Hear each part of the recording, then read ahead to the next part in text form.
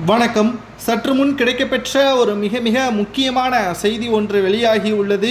திகார் சிறைசாலையில் அடைக்கப்படுகிறாரா செந்தில் பாலாஜி? மீண்டும் அவரது வழக்கு உச்சநீதிமன்றத்தில் விசாரணைக்கு வந்துள்ளது. எதற்காக என்பதை இந்த வீடியோவில் முழுமையாக பார்க்க போகிறோம். அவரது ஜாமீன் ரத்து செய்யப்படுகிறதா என்பதையும் இந்த வீடியோவில் முழுமையாக பார்க்க போகிறோம். வீடியோவை மட்டும் ஸ்கிப் பண்ணாமல் முழுமையாக பாருங்கள். அமைச்சர் செந்தில் பாலாஜிக்கு எதிராக சட்டவிரோத பண பரிமாற்ற தடை சட்டத்தின் கீழ் அமலாக்கத்துறை அதிகாரிகள் வழக்கு பதிவு செய்து விசாரணையும் நடத்தி வருகிறார்கள். இந்த வழக்கில் 471 நாட்களுக்கு பின் அமர்வு நீதிமன்றம் வழக்கை தொடர்ந்து விசாரிக்க எந்த தடையும் இல்லை. விசாரணை நீதிமன்றத்தில் விசாரணைக்கு நேரில் ஆஜராக வேண்டும், பாஸ்போர்ட்டை நீதிமன்றத்தில் ஒப்படைக்க வேண்டும் என்ற நிபந்தனையில் உச்சநீதிமன்றம் ஜாமீனை செந்தில் பாலாஜிக்கு வழங்கியது.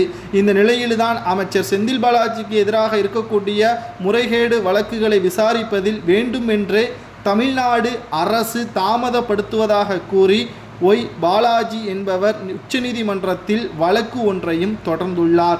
இதையடுத்து அந்த வழக்கை விசாரித்த உச்சநீதிமன்றம் விரைந்து வழக்கை பட்டியலிட்டு விசாரித்து முடிக்க வேண்டும் என்பதை சென்னை உயர்நீதிமன்ற தலைமை நீதிபதியிடம் முறையிடுங்கள் என்று மனுதாரரிடமும் அதேபோன்று வழக்கு குறித்த அறிக்கையை உயர்நீதிமன்ற பதிவாளர் உச்சநீதிமன்றத்தில் தாக்கல் செய்ய வேண்டும் எனவும் முன்னதாக உத்தரவுகளை பிறப்பித்திருந்தார்.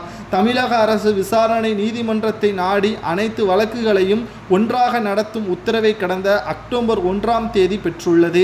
அந்த உத்தரவை எதிர்த்து மனு தாக்கல் செய்ய உள்ளோம். அதனால் தற்காலிகமாக உத்தரவு நகலை எங்களுக்கு வழங்க உச்சநீதிமன்றம் அறிவுறுத்த வேண்டும். ஏனெனில் முன்னதாக நாங்கள் அது குறித்து விண்ணப்பித்து எங்களுக்கு உத்தரவு நகல் வழங்கப்படவில்லை என்றும் வழக்கு பதிவு செய்தவர் குறிப்பிட்டிருந்தார்.